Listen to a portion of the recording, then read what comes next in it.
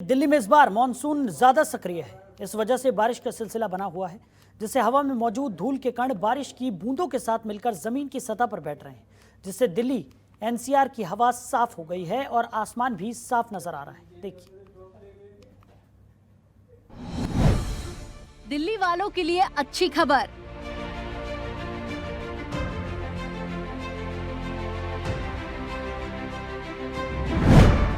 बारिश धो रही है दिल्ली के दाग।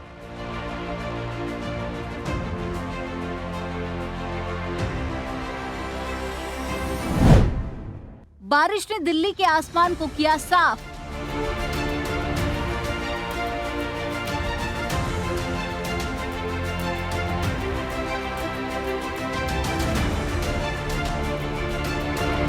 दिल्ली एनसीआर में मानसून की सक्रियता बनी हुई है।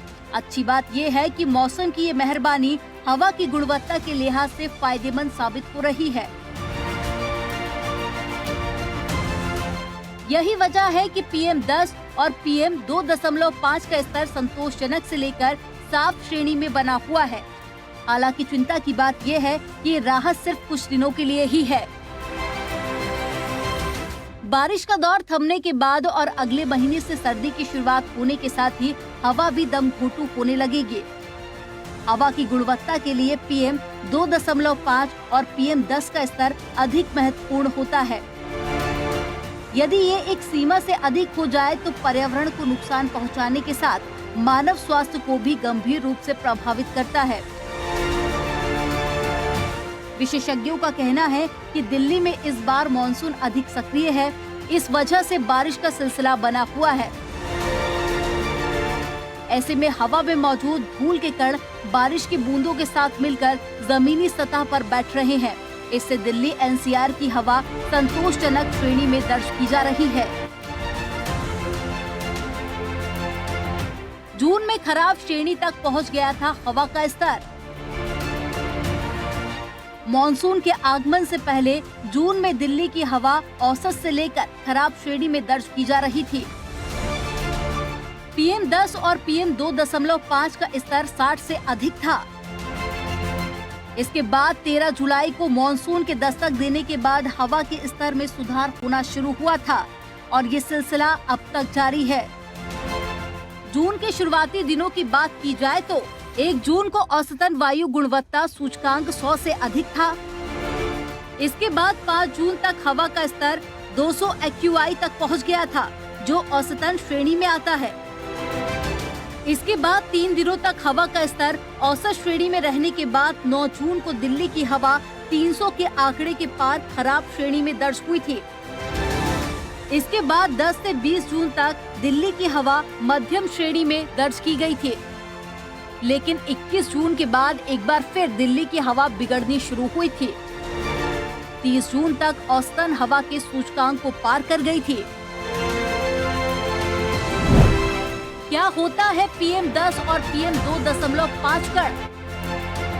वायु प्रदूषण के लिए PM यानी कि पार्टिकुलेट मैटर किसी भी अन्य प्रदूषण की तुलना में अधिक लोगों को प्रभावित करता है।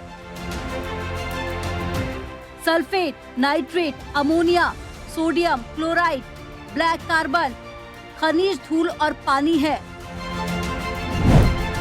WHO ने वायु प्रदूषण को लेकर जताई चिंता। विश्व स्वास्थ्य संगठन ने हाल ही में वायु गुणवत्ता के नियंत्रण के लिए दिशा निर्देश जारी किए हैं। इसमें 6 प्रदूषकों को लेकर अनुशंसा की गई है। इनमें PM 2.5, PM10, ozone, nitrogen dioxide, sulphur dioxide और कार्बन मोनोऑक्साइड शामिल है। WHO ने भारत को दुनिया के प्रदूषित देशों में से एक बताया है। वहीं राजधानी के लिए PM 2.5 की औसतन कंसंट्रेशन की अनुशंसा स्तर से करीब 17 गुना अधिक बताया है। इसके अलावा प्रदूषण का स्तर मुंबई में 8 गुना, कोलकाता के लिए 9 गुना और चेन्नई में 5 गुना अधिक है। वहीं भारत के राष्ट्रीय स्वच्छ वायु कार्यक्रम 2024 के मुताबिक देश के 122 शहरों में PM के स्तर में 20 से 30% तक कमी लाने का लक्ष्य रखा गया है। वायु गुणवत्ता पर हवा, प्रदूषण के संसाधन, तापमान और बारिश का अहम प्रभाव पड़ता है। इस समय दिल्ली में मौसम के साथ देने के साथ बारिश भी हो रही है। यही वजह है कि प्रदूषित तत्व बारिश के साथ मिलकर धरती की सतह पर बैठ रहे हैं। इस वजह से साफ हवा में लोग सांस ले रहे हैं। ब्यूरो रिपोर्ट, जनतंत्र टीवी। खबरों के निष्पक्ष विश्लेषण के लिए सब्सक्राइब करें जनतंत्र TV and press the bell icon. Never miss any update.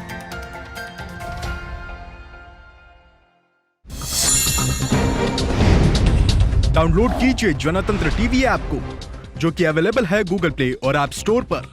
अधिक जानकारी के लिए अभी डाउनलोड करें।